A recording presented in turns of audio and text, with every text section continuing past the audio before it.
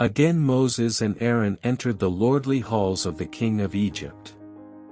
There, surrounded by lofty columns and glittering adornments, by the rich paintings and sculptured images of heathen gods, before the monarch of the most powerful kingdom then in existence, stood the two representatives of the enslaved race, to repeat the command from God for Israel's release.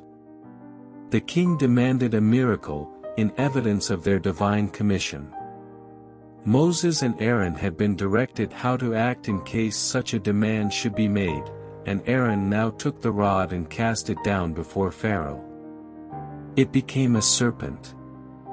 The monarch sent for his wise men and the sorcerers, who cast down every man his rod, and they became serpents, but Aaron's rod swallowed up their rods. Then the king, more determined than before, declared his magicians equal in power with Moses and Aaron. He denounced the servants of the Lord as impostors, and felt himself secure in resisting their demands. Yet while he despised their message, he was restrained by divine power from doing them harm. It was the hand of God, and no human influence or power possessed by Moses and Aaron, that wrought the miracles which they showed before Pharaoh. Those signs and wonders were designed to convince Pharaoh that the great I Am had sent Moses, and that it was the duty of the king to let Israel go, that they might serve the living God. The magicians also showed signs and wonders, for they wrought not by their own skill alone, but by the power of their god, Satan, who assisted them in counterfeiting the work of Jehovah.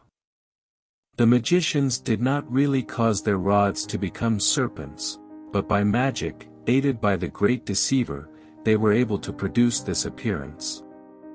It was beyond the power of Satan to change the rods to living serpents.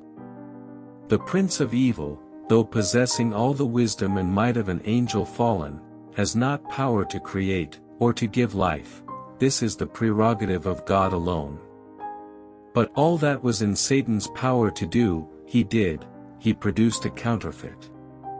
To human sight the rods were changed to serpents. Such they were believed to be by Pharaoh and his court. There was nothing in their appearance to distinguish them from the serpent produced by Moses. Though the Lord caused the real serpent to swallow up the spurious ones, yet even this was regarded by Pharaoh, not as a work of God's power, but as the result of a kind of magic superior to that of his servants. Pharaoh desired to justify his stubbornness in resisting the divine command, and hence he was seeking some pretext for disregarding the miracles that God had wrought through Moses. Satan gave him just what he wanted. By the work that he wrought through the magicians he made it appear to the Egyptians that Moses and Aaron were only magicians and sorcerers, and that the message they brought could not claim respect as coming from a superior being. Thus Satan's counterfeit accomplished its purpose of emboldening the Egyptians in their rebellion and causing Pharaoh to harden his heart against conviction. Satan hoped also to shake the faith of Moses and Aaron in the divine origin of their mission, that his instruments might prevail. He was unwilling that the children of Israel should be released from bondage to serve the living God. But the prince of evil had a still deeper object in manifesting his wonders through the magicians. He well knew that Moses, in breaking the yoke of bondage from off the children of Israel, prefigured Christ, who was to break the reign of sin over the human family. He knew that when Christ should appear, mighty miracles would be wrought as an evidence to the world that God had sent him. Satan trembled for his power. By counterfeiting the work of God through Moses, he hoped not only to prevent the deliverance of Israel, but to exert an influence through future ages to destroy faith in the miracles of Christ. Satan is constantly seeking to counterfeit the work of Christ and to establish his own power and claims. He leads men to account for the miracles of Christ by making them appear to be the result of human skill and power. In many minds he thus destroys faith in Christ as the Son of God, and leads them to reject the gracious offers of mercy through the plan of redemption. Moses and Aaron were directed to visit the riverside next morning, where the king was accustomed to repair. The overflowing of the Nile being the source of food and wealth for all Egypt, the river was worshipped as a god, and the monarch came thither daily to pay his devotions. Here the two brothers again repeated the message to him, and then they stretched out the rod and smote upon the water. The sacred stream ran blood, the fish died, and the river became offensive to the smell. The water in the houses, the supply preserved in cisterns, was likewise changed to blood.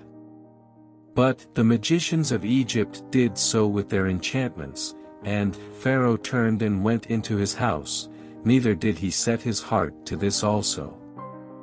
For 7 days the plague continued, but without effect. Again the rod was stretched out over the waters, and frogs came up from the river and spread over the land. They overran the houses, took possession of the bed chambers, and even the ovens and kneading troughs. The frog was regarded as sacred by the Egyptians, and they would not destroy it, but the slimy pests had now become intolerable. They swarmed even in the palace of the pharaohs, and the king was impatient to have them removed. The magicians had appeared to produce frogs, but they could not remove them. Upon seeing this, Pharaoh was somewhat humbled. He sent for Moses and Aaron, and said, "Entreat the Lord, that he may take away the frogs from me, and from my people, and I will let the people go, that they may do sacrifice unto the Lord." After reminding the king of his former boasting, they requested him to appoint a time when they should pray for the removal of the plague. He set the next day, secretly hoping that in the interval the frogs might disappear of themselves, and thus save him from the bitter humiliation of submitting to the God of Israel. The plague, however, continued till the time specified, when throughout all Egypt the frogs died, but their putrid bodies, which remained, polluted the atmosphere. The Lord could have caused them to return to dust in a moment, but he did not do this lest after their removal the king and his people should pronounce it the result of sorcery or enchantment, like the work of the magicians. The frogs died, and were then gathered together in heaps.